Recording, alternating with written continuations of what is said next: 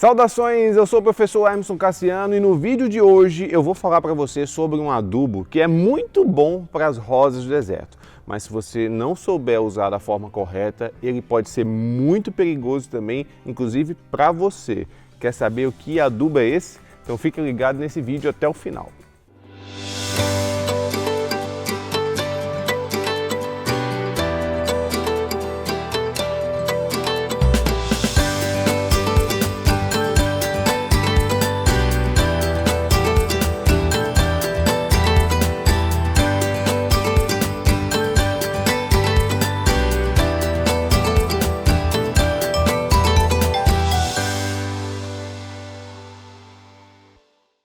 Se você é novo aqui no canal, seja muito bem-vindo, vá se inscrevendo, tá? Se inscreve aí no canal, marca o sininho para você não perder nenhum conteúdo.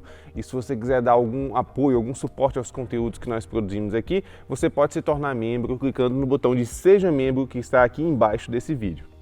Gente, existe um adubo orgânico que é muito bom para as rosas do deserto, tá?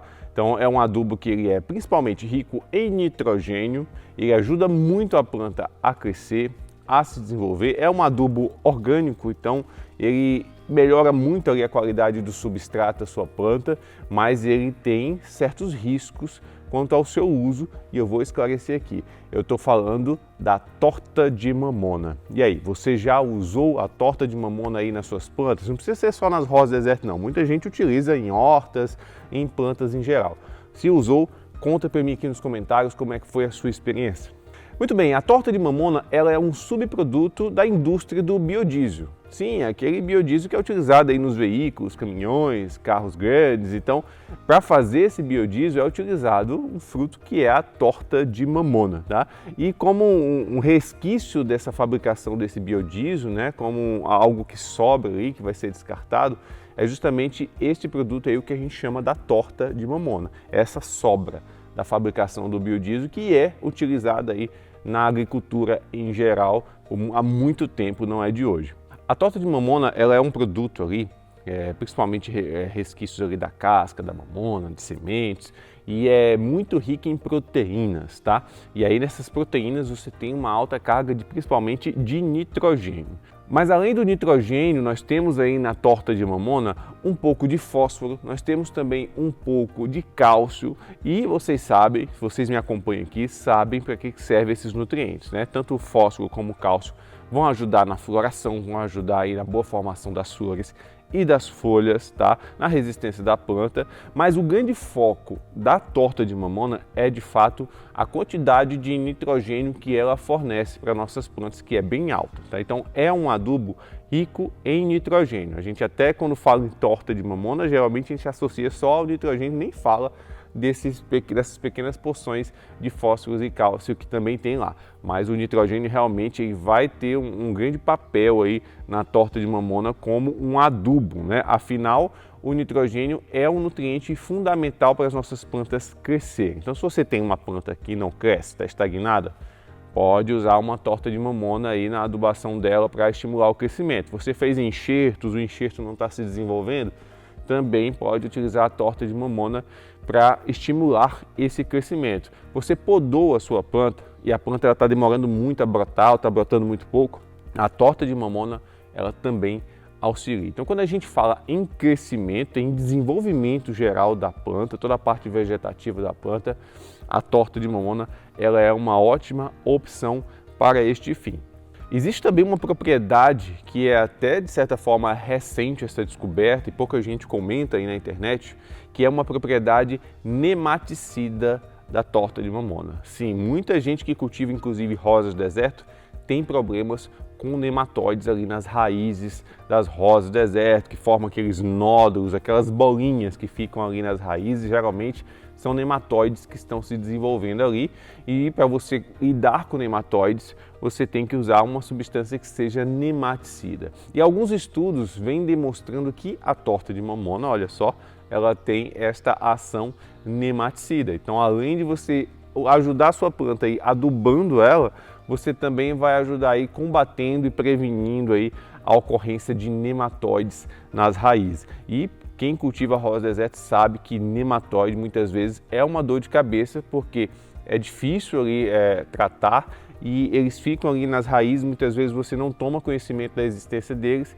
e eles minam muito a saúde da sua planta, de modo que ela fica com o caudex murcho, crescimento lento e ela dificilmente vai produzir flores. Então, a torta de mamona já vai te ajudar muito nisso aí também.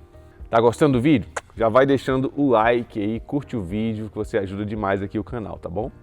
A torta de mamona, como é um adubo orgânico, ela tem uma grande vantagem em relação aos adubos minerais. Então, você tem opções aí de adubos minerais como fonte de nitrogênio. A própria ureia, né, que muita gente utiliza aí como fonte de nitrogênio na adubação, é uma adubação mineral química ali, só que a torta de mamona ela tem uma grande vantagem em relação a esse tipo de adubo. Por quê?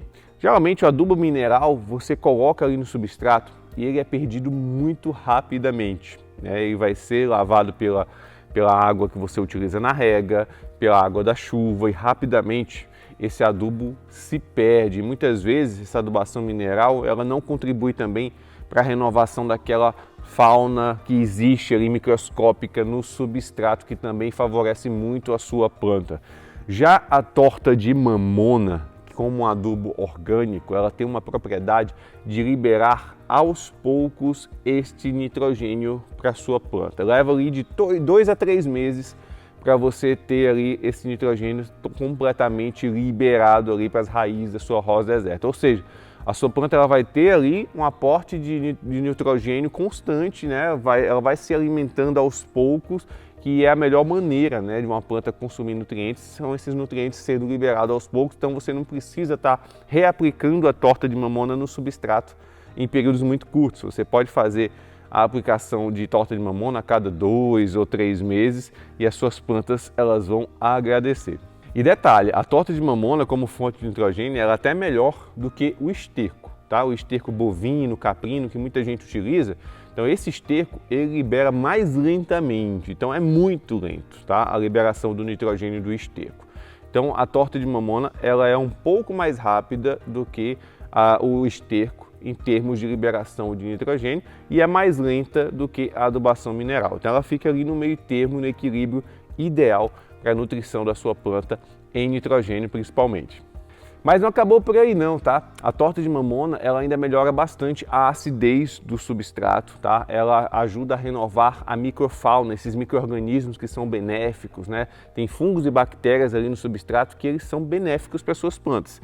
E é interessante que você renove, que ajude esses micro-organismos a se reproduzir e a torta de mamona atua nesse sentido também melhorando a qualidade do substrato aí das suas plantas.